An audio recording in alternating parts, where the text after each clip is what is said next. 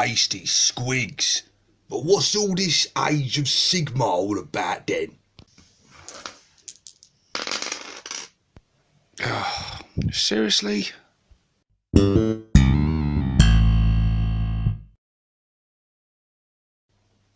Hey guys, and welcome to this unboxing and review with me, 6+ Stevo. And boy, have I got something very special for you today. Yes, this just arrived today. I pre-ordered these bad boys. As soon as I saw them, I wanted them. It is the Gloomspite Gitz Squig Herd. And yeah, I am very, very excited to open this box.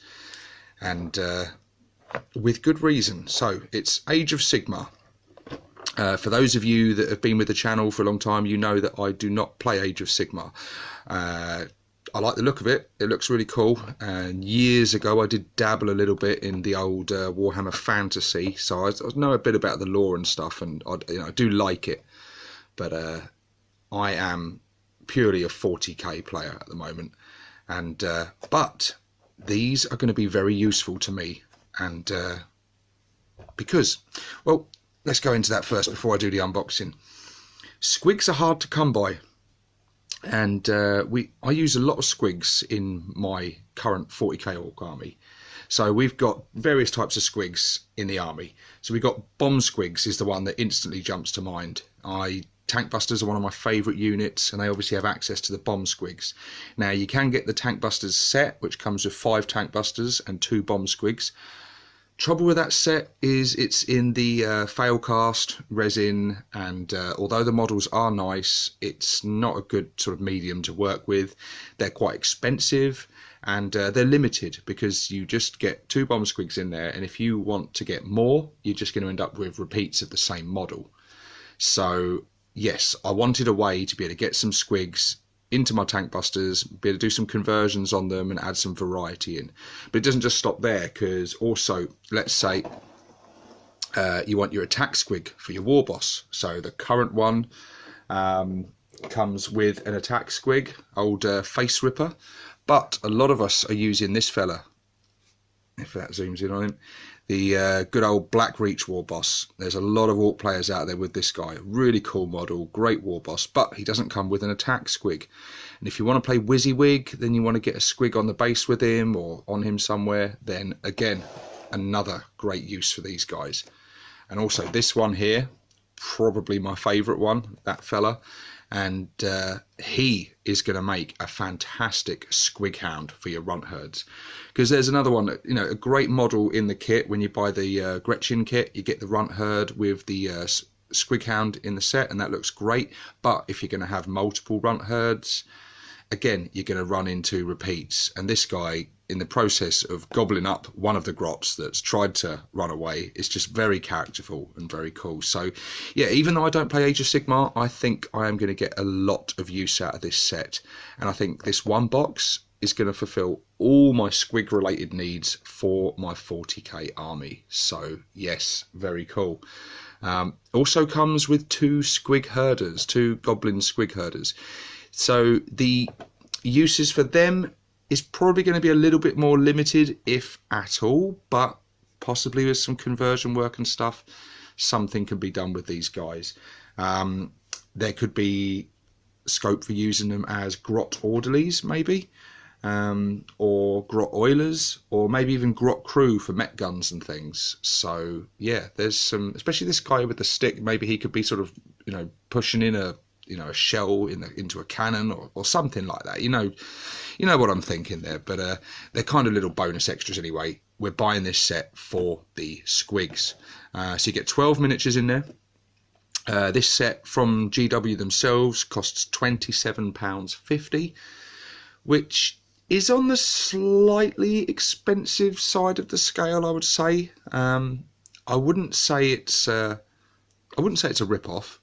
At the same time, I wouldn't say it's a bargain. It's just kind of, I would have preferred maybe £22.50, maybe 25.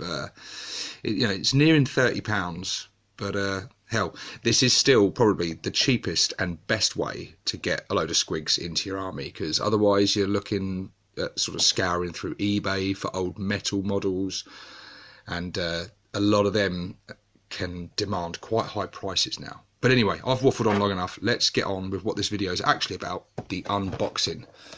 So, don't worry guys, for those of you that know, I am not using a blade, I'm using the good old mould line remover, so no more slicing my fingers open. Let's get this bad boy open. Very, very excited to see. Get that out of the way. So we can take a look at the back. We've got some nice sort of Citadel painting advice there. And as you can see, there's a bit of variety with these runt herders. I like this, the Squig Prodder with the little mushroom bait on there. We've got a guy with cymbals there, sort of musician. There's lots of nice little extra details in here, but let's get a look at the sprues and see what you get in this box. Okay, so first off we have the instruction book, colour. Very nice. Let's take a look in there. So I think this is going to be quite a simple kit by the look of it, although straight away probably more parts than I thought there would be, which is quite exciting. The Squigs have generally come in the past in just sort of one piece, so it's nice to see multi-part kits for Squigs, and possibly by the look of it you're going to be able to buy several of these sets and have no repeats, which is quite cool. Yeah, options for the Squig Herders with different equipment. Yeah, I definitely think there's probably going to be some sort of scope for conversions with those Squig Herders, whether they turn them into some sort of grot crew or something. And then we've got our Age of Sigmar rules in there. I know a lot of people compliment GW on including sort of rules and things in the sets, but I fail to see the point in it really, because anyone buying this set is very likely to already have the the army book or the codex or whatever for whatever you're playing. So I kind of fail to see the need for these, but I suppose they're a nice little bonus edition if someone does them. Oh, I like that. That was unexpected. That's very cool. Oh, that would make an amazing poster. Yes, GW, please make a huge poster of that. I would like that. That is awesome. The good old Bad Moon. For anyone long-term subscribers of this channel, you'll know how I feel about the Bad Moons. A little bit different in Age of Sigmar to what they are in 40k, but cool nonetheless. Anyway, let's take a look at the information. So we've got our bases in there, little bases. So we've got 1, 2, 3 sprues here.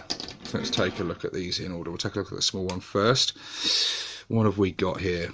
This looks like mostly Squig parts, actually all Squig parts. So they've worked in quite a lot of motion here. You can see the leg. They've got sort of toadstools and mushrooms things. So you've got this. They've got very dynamic poses. These guys. They're sort of all leaping off of things.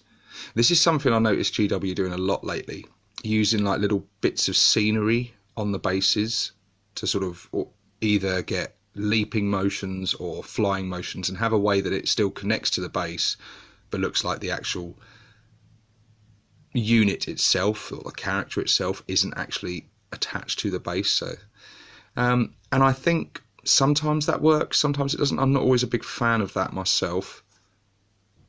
I can see why they do it though, and it does look cool.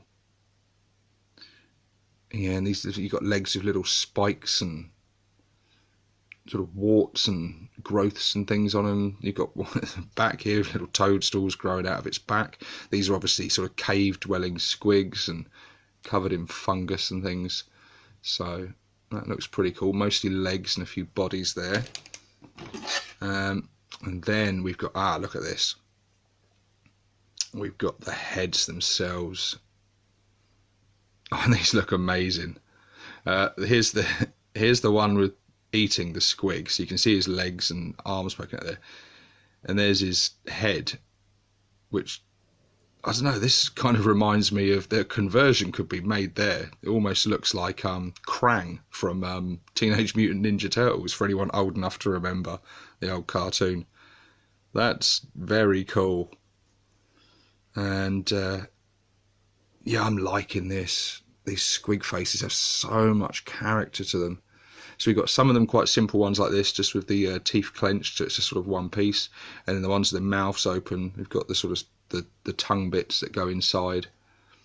And I presume you can sort of mix and match these, again, to get different facial expressions out of them. And I don't know whether a certain head attaches with a certain tongue or not. They look like they're quite sort of modular, and you can build them how you want. We've got one here with a big hole in the top of his head. It looks like, so you've obviously got an option there to put in different bits. I don't know what bit goes on there. I imagine a big horn or something. We've got the bit here, which you may have seen on the box, which is like the little dangly sort of light bulb, almost I want to call it,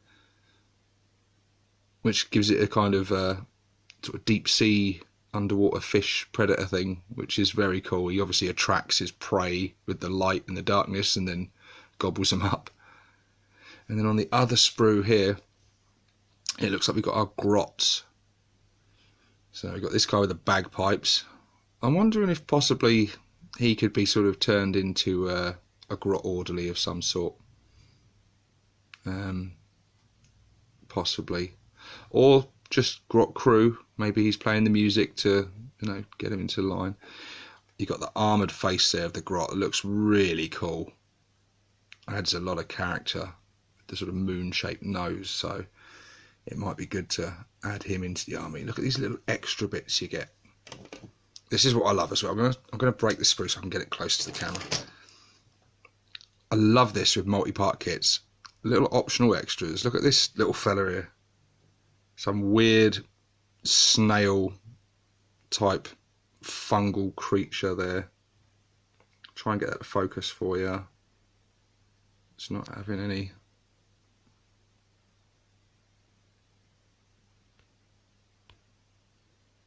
No, it's not focusing. There we go. Hopefully you can see it well enough from that distance. But that looks pretty cool. Snail with a sort of gaping jaw there. And fungus. And actually I just noticed the shell itself was formerly a skull. A human skull. That is very cool. Now I'm not sure how useful a part like that's going to be in a 40k orc army. Probably not much at all, but we've got little toadstools and things. I think some of these bits, actually, thinking about it, would work very well for a weird boy conversion on the base with a weird boy, because they're obviously going to be eating all their mushrooms and stuff, and yeah. So sorry if you're watching this as from the perspective of an Age of Sigmar player. You're probably wondering what on earth I'm going on about, talking about converting all this cool stuff, but this is a 40k channel after all. We've got another head here, so you've got a choice of two heads. We've got the armoured one there, and then we've got another armoured one here who's even more moon-shaped head. Really cool. Yeah, I like this. This is awesome. This is going to be a really fun kit to build. And look at this, more Bad Moon.